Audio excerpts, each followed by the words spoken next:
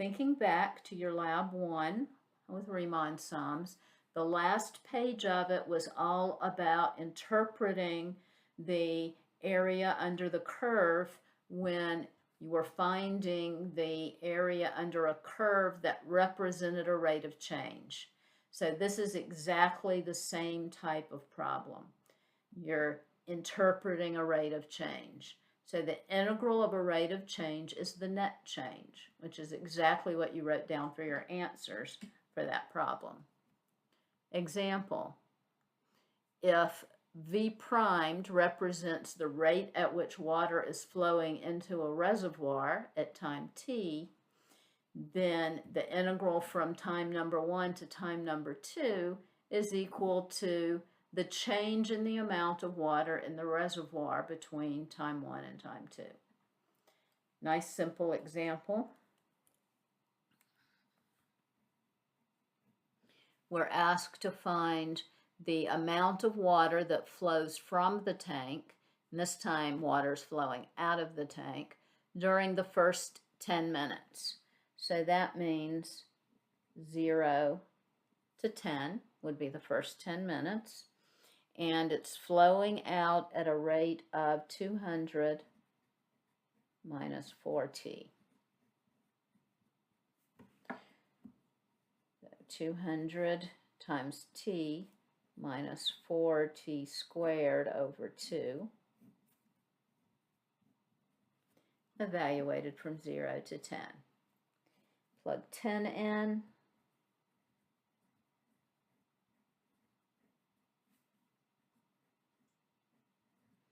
And actually, let's go ahead and divide 2 into 4, because we can.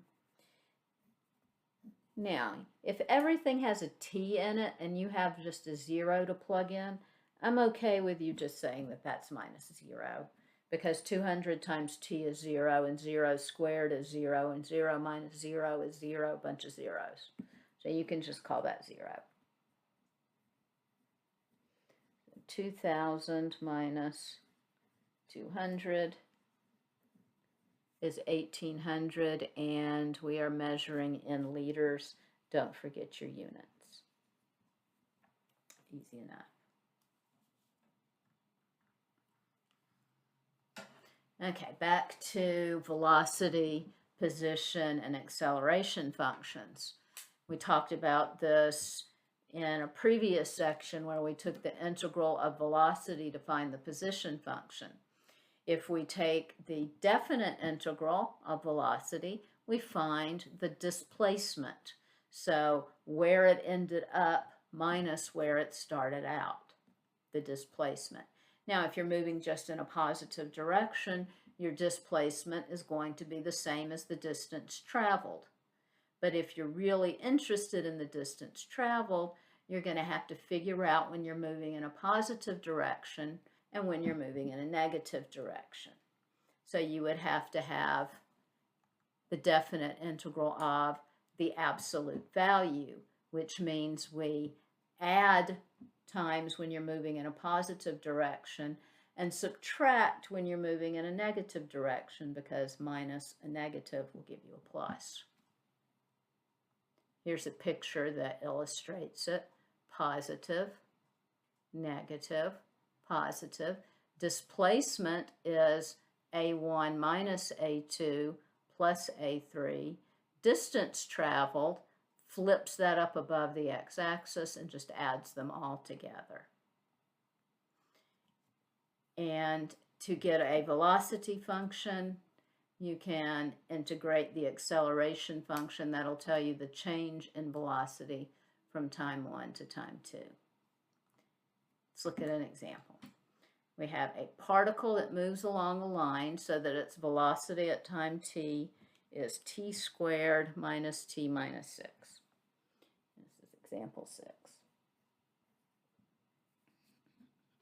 First thing I want is the displacement of the particle. So that's the easy one, just the definite integral. Integral from 1 to 4 of t squared minus t minus 6.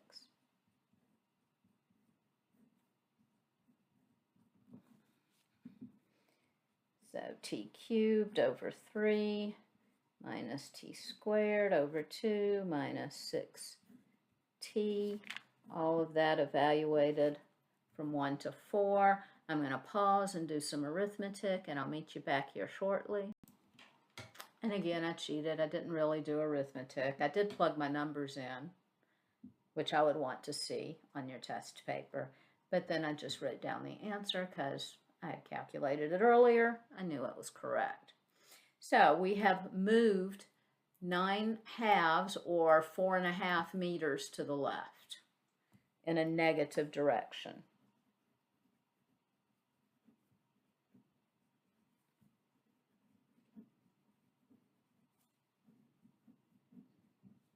That's the displacement. How far have we actually traveled? Did we move to the left the whole time, or did we move to the right a little bit and then move to the left? So we may have moved 4.5 meters. We may have moved a whole lot more than that. Our Fitbit wants to give us credit for all of the movement, not just the displacement. So I have to figure out when I'm moving positive and when I'm moving negative. So I look at my velocity function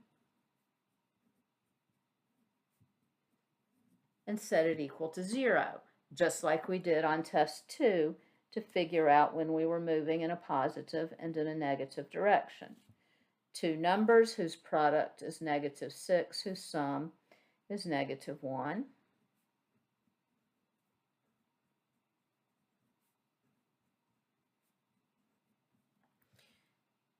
So I make myself a little number line. Here's -2. Here's 3. I'm really only interested in what's happening between 1 and 4. But I think about my happy parabola. My happy parabola crosses the axis at -2 and at 3. So it's negative, positive, negative. So I'm moving in a positive direction for the first 3 seconds. I have that backwards. It's positive, negative, positive. It's a happy parabola, not a sad parabola. There. Positive, negative in the middle, and positive on the end. So it's moving in the negative direction for the first 2 seconds, from second 1 to second 3, and then the last second it's moving in the positive direction. So I'm going to find the distance. I take the integral from 1 to 3, and I need to do the negative of that because I'm moving in a negative direction. And I'm just going to write v of t because I'm tired of writing, plus the integral from 3 to 4 of my velocity function. It's the exact same antiderivative I have up here. So t cubed over 3 minus t squared over 2 minus 6t. The negative of that, evaluated from 1 to 3, plus antiderivative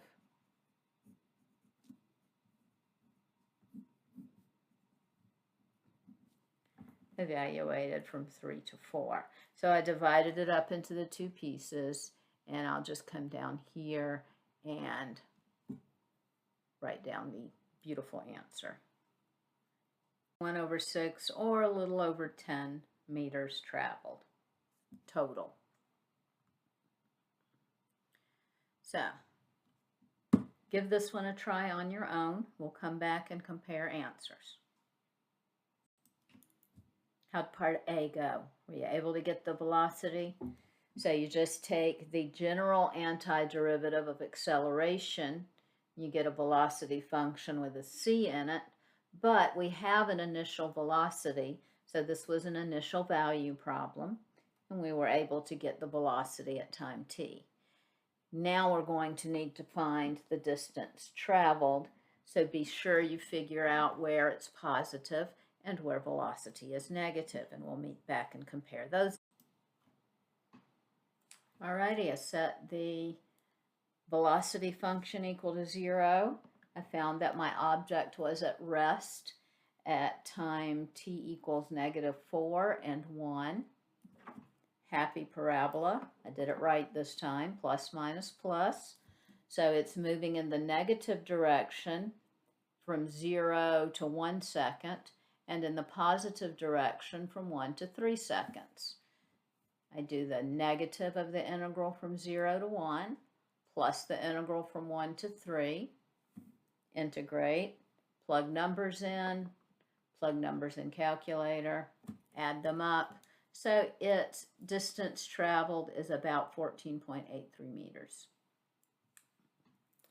Let's look at the next practice problem. Okay, we have a couple of them. The honeybee population starts with 100 bees and increases at a rate of n primed of t bees per week. What does 100 plus the integral from 0 to 15 of n primed of t dt represent? So what does that integral represent? Well, it represents the increase in the number of honeybees during the first 15 weeks. So integral from 0 to 15 n primed of t is the increase in population during the first 15 weeks.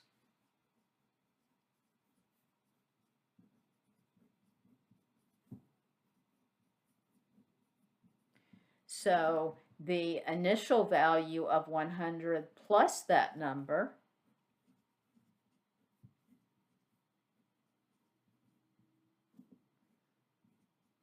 would be equal to the total population at the end of 15 weeks.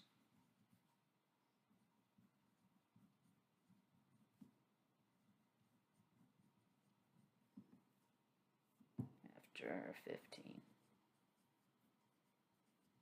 weeks. Honeybees. Thank goodness it's honeybees, not murder hornets. We don't want those. Number 56 is similar. It's about the slope of a trail. And if f of x is the slope of a trail at a distance of x miles from the start, what does the integral from 3 to 5 of the slope of the trail represent? Well, it tells us the increase in height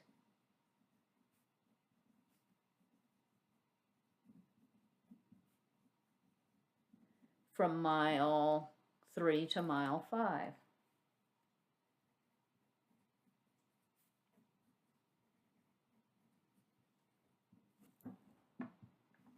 Very steep, hard to go up. Could be going down. It could be a negative number. One more.